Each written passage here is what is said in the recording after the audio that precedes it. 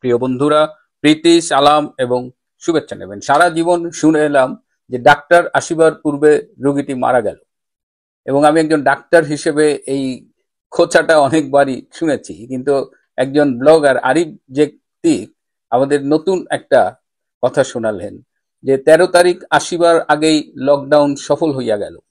মানে আওয়ামী লীগ, যাদের কার্যক্রম নিষিদ্ধ, যাদের ছাত্র সংগঠন ছাত্রলীগকে নিষিদ্ধ করা হয়েছে, তাদের ডাকে 13ই নভেম্বর যে লকডাউনটি হওয়ার কথা এবং যার ওয়ার্ম আপ হিসেবে বিক্ষোভ শুরু হয়েছে গত 10ই নভেম্বর থেকে, সেটি 13 তারিখ আসার আগেই সফল হয়ে গেছে। এবং আজকে যখন আপনাদের সাথে কথা বলছি তখন 13ই নভেম্বর, ঢাকা এখন এখন 11টা বেজেছে। তো এর মধ্যেই ঢাকা শহর মানে সেই যে কোভিডের মতো সেই লকডাউন, গাড়ি ঘোড়া তেমন নেই, দূরপাল্লার বাস ছাড়েনি, মানুষজনের স্বতঃস্ফূর্তভাবে রাস্তা অবরোধ। কথাই ছিল যদি ঘরে থাকতে চান ঘরে থাকবেন, আর যদি রাজপথে নামতে চান নামবেন। তো যতদূর খবর পেয়েছি, ঢাকার সাথে কুমিল্লা, ঢাকার সাথে বিভিন্ন শহরের যে যোগাযোগ সেগুলো বন্ধ হয়ে গেছে। একটু আগে খবর পেলাম যে কেরানীগঞ্জের দিক থেকে হাজার হাজার নেতাকর্মী ঢুকছে। একেবারে আমি ভিডিওটা দেখাচ্ছি না, ইউটিউবের রেস্ট্রিকশনে পড়ে যাবে, কিন্তু একদম হলিউড সিনেমার মতো জনজোয়ার ঢুকতেছে মোটরসাইকেল নিয়ে, আর পেছনে শব্দ হচ্ছে। মানে অচিন্তনীয়, অচিন্তনীয়। সিম্পলি ঢাকাবাসী এবং সারা দেশবাসী যেভাবে আওয়ামী লীগের এই লকডাউনকে সফল করছে, তাদের অবশ্যই অভিনন্দন না জানিয়ে পারা যায় না। আমার তো মনে হয় না যে আমরা কেউ কল্পনাও করেছিলাম যে এত স্বতঃস্ফূর্তভাবে একটা লকডাউন হবে। কালকের একটা ঘটনা বলি। মোহাম্মদপুর কাঁচা বাজারের একজন সবজি ব্যবসায়ী, তিনি সাধারণত 6টার দিকে বাসায় চলে যান, কিন্তু কালকে তিনি 6টায় যাননি, তিনি আরো কিছুক্ষণ থাকবেন। কেন চাচা, আপনি কেন একটু বেশি সময় থাকবেন? বলে, আজকে আমি আর কয়টা টাকা বেশি বেচি বাবা, আমি কালকে সবজি বেচতে আসবো না। আমি চাই লকডাউন সফল হোক, আমাদের শেখ হাসিনাকে দরকার, শেখ হাসিনার দেশে ফিরে আসা খুব দরকার। তো এইটা ছিল একজন সবজি ব্যবসায়ী যার কোনো রাজনৈতিক সম্পৃক্ততা নেই, তিনি কোনো দল করেন না। তো এরকম মানে লক্ষ লক্ষ কোটি মানুষের মনের কথা ছিল এটা। এদিকে শিবির, বিএনপি, ইনকিলাব মঞ্চ, এরা মানে 32টা দল, ইনুস যখন দেখছে যে তার আর্মি, বিজিবি, পুলিশ দিয়ে হবে না, তখন সে 32টা রাজনৈতিক দলকে অনুরোধ করেছে রাজপথে নামার। তো গতকাল বিএনপির কিছু লোকজন ফার্ম গেটে এই লকডাউন যারা ডেকেছে তাদের বিরুদ্ধে মিছিল করছিল, জনগণ ধরে এমন মাইর দিচ্ছে। যাই হোক, শিবির তারা আবার এই যে দেখেন, দুইটা ছোট্ট ভিডিও দেখায়, একটু দেখেন। 10টার পর থেকে এখন পর্যন্ত আমরা বিএনপি এবং শিবিরের কর্মীদের গাড়িতে আগুন লাগানোর সময় গ্রেফতার করেছি। তারা 2টা বাসে আগুন দিয়েছে। আমাদের কাছে প্রমাণ আছে তারা ককটেল মারছে এবং দোষ আওয়ামী লীগের উপর চাপানোর চেষ্টা করছে। প্রিয় দেশবাসীকে অনুরোধ করব, আপনারা আগামীকাল 13 তারিখ নিজ গৃহে অবস্থান করুন এবং যানবাহন এড়িয়ে চলুন।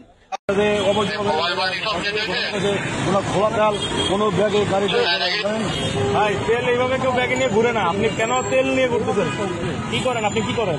আমি যাই করি, আমরা জানতে হবে না? আপনি তেল ব্যাগে নিয়ে আপনি জানেন যে দেশে একটা ক্রুশিয়াল মোমেন্ট চলতেছে, আপনি তেল কেন ব্যাগে নিয়ে ঘুরবেন? আপনার উদ্দেশ্য কি? বা এটা কি আসলে এইভাবে আমাদের উদ্দেশ্য নেই না। তেল বাইক তো আমরাও চালাই, বাইকে তো তেল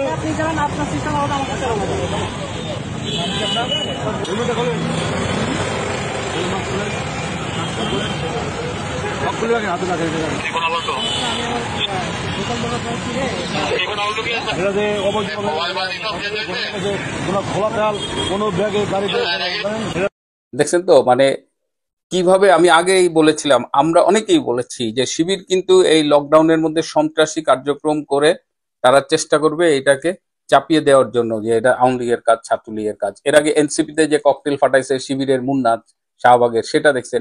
এনসিপি একটা মিছিল করেছে লকডাউনের বিরুদ্ধে, এই মিছিলের মধ্যে একটা বিচ্ছু সে ঢুইকা জয় বাংলা স্লোগান দিছে। এই জয় বাংলা স্লোগান দেওয়ার সাথে সাথে মিছিলটা অর্ধেক নাই হয়ে গেছে, অর্ধেক কোথায় হারায় গেছে যায় না, আর বাকি অর্ধেক এদিক ওদিক তাকায়।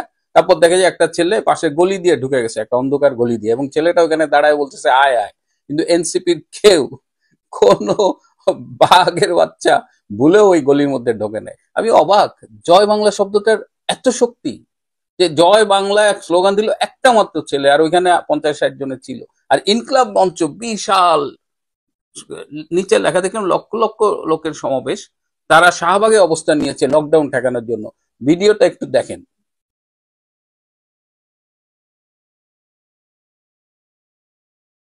আজকে যারা লকডাউন করছেন তারা ভীষণ শান্তিপূর্ণভাবে লকডাউন করছেন। এবার এই ছোট্ট ভিডিওটা একটু দেখেন, দেখেন সাধারণ মানুষ কি বলছে। ভাই কি অবস্থা, যেতে পারলেন না? না ভাই, আর যাওয়া হলো কোথায়? এখন কোথায় ফিরে যাচ্ছেন? আপাতত চা খাই। আপাতত চা খান।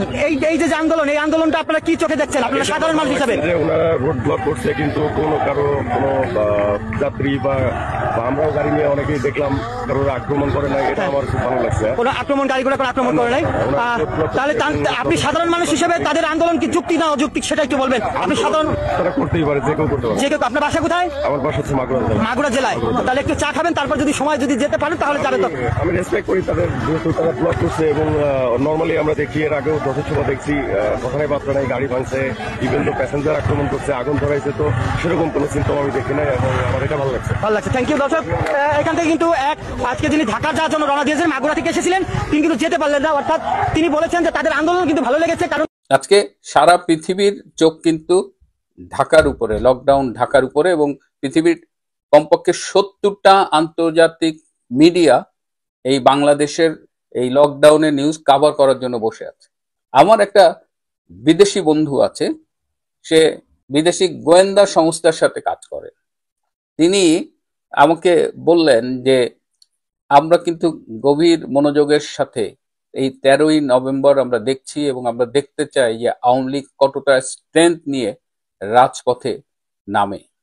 Very important. কিন্তু আমার ওই বন্ধুটা একটা খুব সুপার পাওয়ার দেশের গোয়েন্দা বাহিনী। তো তার স্টেটমেন্টটা দিয়ে আমি দেশের নামটা বললাম না, I think you can understand.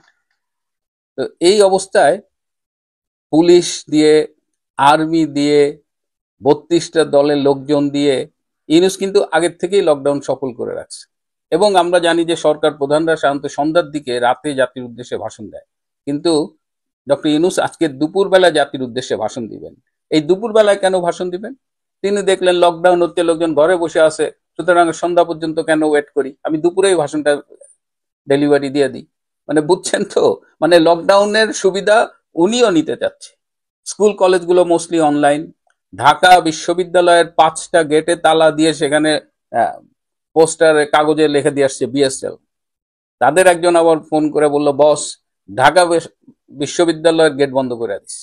তো ঢাকা বিশ্ববিদ্যালয়ে যেখানে শিবিরের অনেক অনেক সন্ত্রাসী থাকে শুনছি, সেই ঢাকা বিশ্ববিদ্যালয়ের গেট পর্যন্ত এই আন্দোলনকারীরা বন্ধ করে দিয়েছে।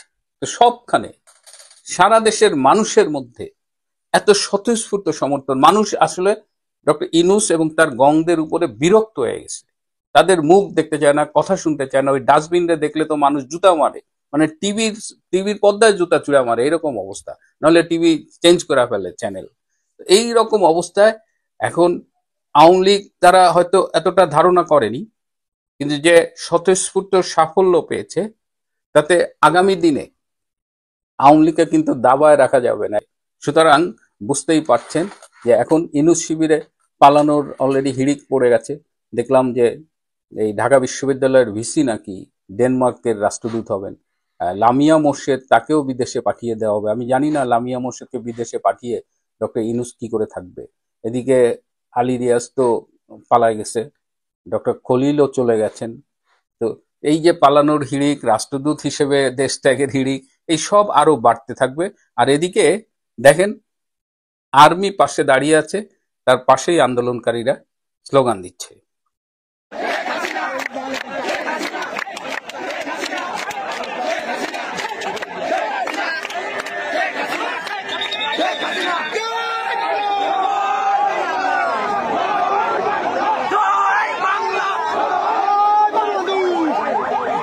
পুলিশও অনেকখানে তারা দেখছে, কোনো কিছু করছে না। আর এর মাঝখান দিয়ে শিবিরের সন্ত্রাসীরা বা অন্যান্য এই 32 দলের সন্ত্রাসীরা দু একটা গাড়িতে আগুন দিচ্ছে, ককটেল ফাটাচ্ছে, কোথাও কোথাও জনতার ধাওয়াকে পালিয়ে যাচ্ছে।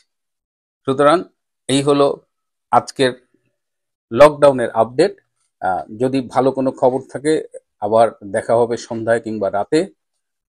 Till then stay tune, happy lockdown. ভালো থাকবেন, সুস্থ থাকবেন, তার চেয়েও জরুরি হলো নিরাপদে থাকবেন। সবাইকে অনেক ধন্যবাদ।